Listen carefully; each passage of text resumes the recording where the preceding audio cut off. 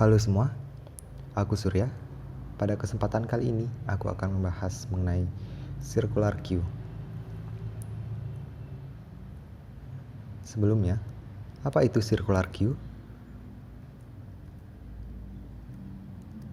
Circular queue adalah suatu struktur data linear di mana pengoperasiannya dilakukan berdasarkan prinsip FIFO, first in, first out, dan posisi terakhir dihubungkan kembali ke posisi pertama untuk membuat lingkaran. Kelebihan jenis ini adalah alokasi penyimpanan data yang optimal dan dinamis. Hal ini disebabkan penambahan maupun pengurangan data atau item antrian yang baru selalu menempati pos kosong yang disediakan oleh sistem. Hal inilah yang membedakan circular queue dengan queue normal, yang dimana dalam queue normal kita hanya dapat memasukkan elemen hingga queue menjadi penuh, dan saat antrian menjadi penuh, kita tidak bisa memasukkan elemen berikutnya meskipun ada spasi di dalam antrian tersebut. Bentuk dari circular queue kurang lebih seperti ini.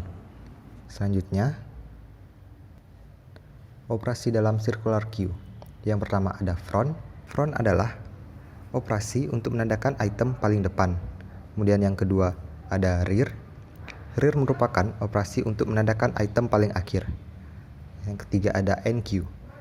NQ merupakan fungsi yang digunakan untuk memasukkan elemen ke dalam circular queue. Dalam circular queue, elemen baru selalu disisipkan di posisi belakang. Dan keempat ada DQ. DQ merupakan fungsi yang digunakan untuk menghapus elemen dari circular queue. Dalam circular queue, elemen selalu dihapus dari posisi depan. Kemudian yang kelima ada isEmpty. IsEmpty adalah fungsi yang digunakan untuk menyatakan atau memberitahukan bahwa queue itu masih kosong. Kemudian ada yang keenam isFull. IsFull ini digunakan untuk menyatakan atau memberitahukan queue ini sudah penuh atau sudah full. Baik, selanjutnya saya akan menjelaskan mengenai pemrograman circular queue.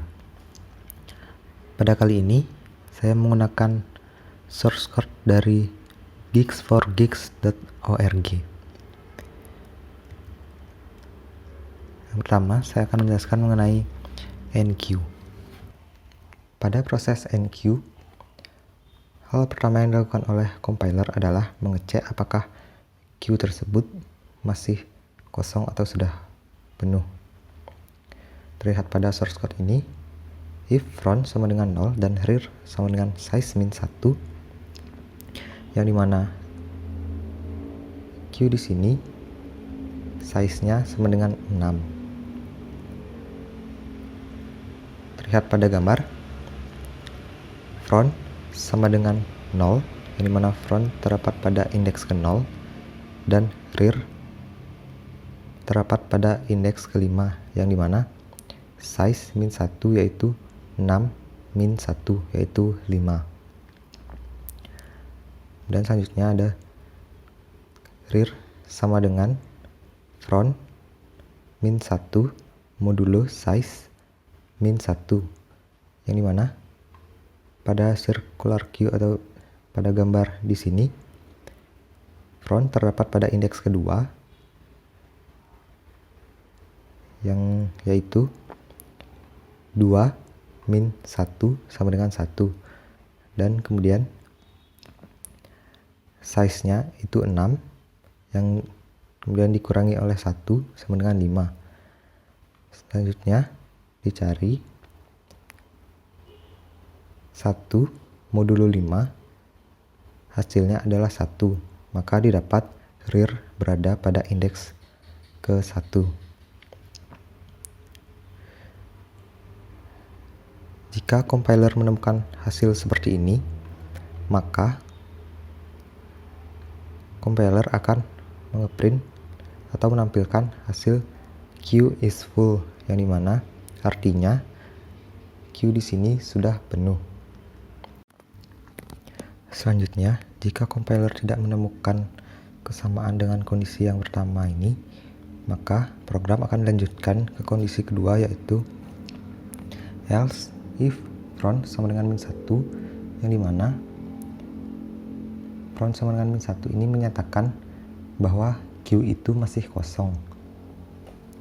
Dan jika kita ingin menambahkan nilai di dalamnya, maka otomatis nilai tersebut berada pada front sama dengan rear sama dengan 0, yang dimana front dan rear ini berada pada indeks ke 0.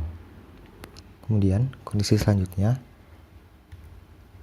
else if rear sama dengan size min 1 dan front tidak sama dengan 0.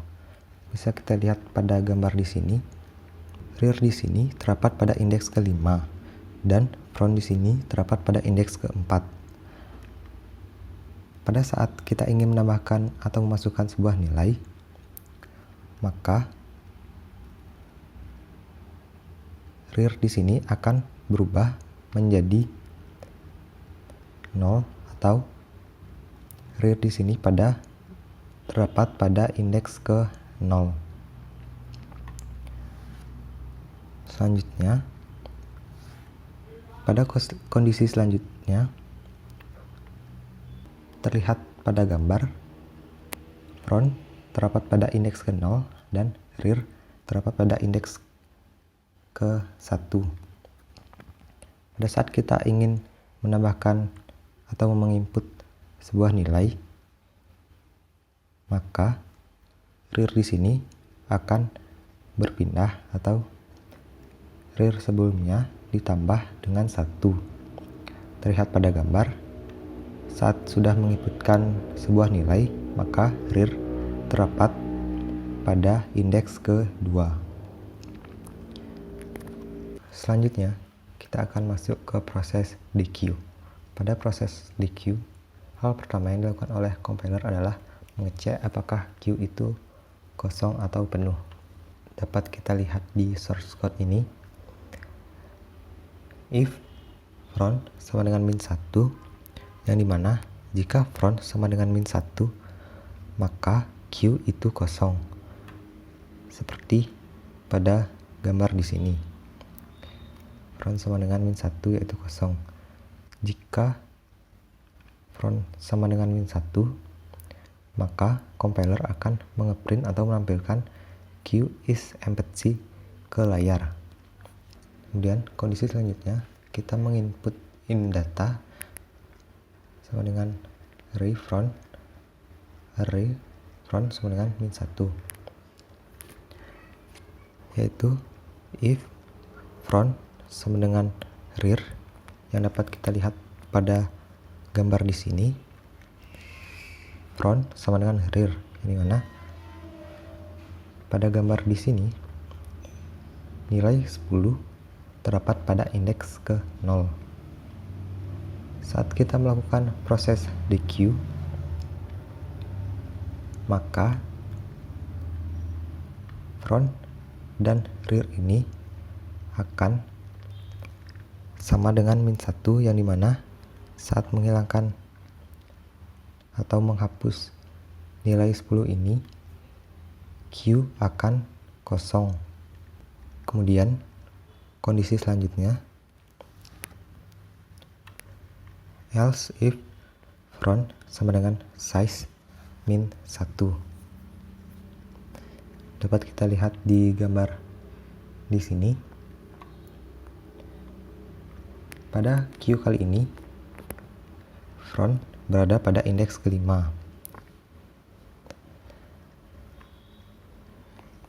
Yang dimana pada saat kita ingin melakukan proses dequeue, maka nilai 15 ini akan dihapus, yang kemudian membuat front ini berada indeks ke 0. Kemudian kita masuk ke kondisi selanjutnya, else front plus plus, yang dimana pada saat kita ingin melakukan proses dequeue, yaitu menghapus nilai 10 ini, yang dimana nilai 10 terdapat pada indeks ke 0, maka pada saat kita menghapus nilai 10 ini, front yang lama akan ditambah 1, yang mana pada gambar di sini front berada pada indeks ke-1. Kemudian saya akan mencoba untuk memasukkan source code yang sudah saya jelaskan tadi ke dalam sebuah aplikasi. Pada kali ini saya menggunakan IDE, yaitu CodeBlocks. Baik, langsung saja. Pertama, seperti biasa, kita harus memasukkan file header. Di sini saya telah memasukkan file header. Yang kemudian di sini terdapat struct yang bernama Q. Pada struct Q ini dideklarasikan beberapa variabel yang nantinya akan digunakan untuk circular queue ini sendiri. Yang pertama di sini ada in yang dideklarasikan dengan rear dan front. Yang kemudian ada in size. Size di sini berupa banyaknya kolom atau indeks pada circular queue yang akan kita buat. Kemudian ada pointer R yang di sini kemudian diinisialisasikan menjadi new in, yang dimana new in ini akan membuat pengalokasian memori menjadi lebih dinamis. Kemudian di sini ada front sama dengan rear sama dengan -1, yang artinya circular queue atau queue ini masih kosong. Kemudian di sini size diinisialisasikan menjadi S. Kemudian selanjutnya di bawahnya terdapat beberapa fungsi yang nantinya akan digunakan pada circular queue ini. Yang pertama ada proses enqueue. Seperti yang telah saya jelaskan tadi, enqueue ini akan digunakan untuk memasukkan nilai atau item ke circular queue ini. Pada fungsi enqueue ini terdapat parameter value. Yang kemudian yang kedua ada fungsi dequeue. Fungsi dequeue ini digunakan untuk menghapus atau mengeluarkan nilai atau item yang ada di dalam circular queue ini. Dan yang ketiga ada fungsi display queue. Fungsi ini digunakan untuk menampilkan nilai yang telah dimasukkan maupun yang telah dihapus atau dikeluarkan pada circular queue ini. Pada display queue ini juga akan menampilkan nilai-nilai yang ada di dalam circular queue ini. Yang kemudian di bawahnya terdapat penjabaran dari fungsi-fungsi tadi. Yang pertama ada fungsi enqueue, sama seperti yang telah saya jelaskan sebelumnya. Kemudian ada fungsi dequeue dan ketiga ada fungsi display queue. Pada fungsi display queue ini, compiler akan menampilkan nilai atau item yang ada di dalam circular queue ini. Pada kondisi pertama terdapat if front sama dengan -1, yang artinya circular queue ini masih kosong dan compiler akan ngeprint atau menampilkan queue as empty ke layar. Kemudian jika di dalam circular queue itu terdapat nilai atau item, maka compiler akan mengeprint atau menampilkan elemen in circular queue are yang di dalamnya terdapat nilai atau item yang ada di dalam circular queue itu sendiri. Kemudian di bawahnya terdapat in main, di mana fungsi ini berfungsi untuk menampilkan fungsi-fungsi yang telah kita buat sebelumnya. Pertama, di sini saya memasukkan beberapa nilai ke dalam circular queue ini. Pertama nilai 10, 11, 12, 13, 14, dan 15. Kemudian di sini compiler akan menampilkan nilai atau item yang telah kita masukkan tadi. Selanjutnya, pada saat proses dequeue, compiler akan menghapus atau mengeluarkan nilai atau item yang pertama kita masukkan. Selanjutnya,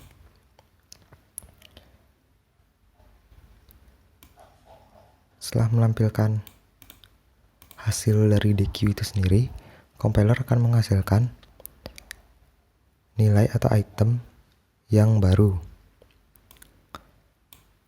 Kemudian selanjutnya di sini saya akan mencoba untuk memasukkan nilai atau item yang baru ke dalam circular queue ini. Setelah saya memasukkan nilai yang baru ke dalam circular queue ini, maka compiler akan menampilkan nilai atau item yang ada di dalam circular queue ini sendiri. Selanjutnya saya akan mencoba untuk menjalankan program ini. Di sini dapat kita lihat elemen-elemen atau nilai yang telah saya masukkan tadi. Yang pertama ada 10, kemudian 11, 12, 13, 14, dan 15. Kemudian di sini compiler menampilkan hasil dari dequeue. Di sini karena 10 dan 11 merupakan nilai atau item yang pertama kali saya masukkan, maka nilai 10 dan 11 lah yang akan di dequeue. Kemudian selanjutnya compiler menampilkan hasil atau item yang baru pada circular queue ini. Selanjutnya, karena saya menambahkan 2 nilai atau item lagi ke dalam circular queue ini, maka compiler akan menampilkan nilai atau item yang baru yang ada di dalam circular queue ini. Seperti ini. Baik, sekian dulu dari pembahasan mengenai materi circular queue ini. Mohon maaf jika masih ada kesalahan pada saat penjelasan, karena saya masih dalam proses belajar juga. Terima kasih.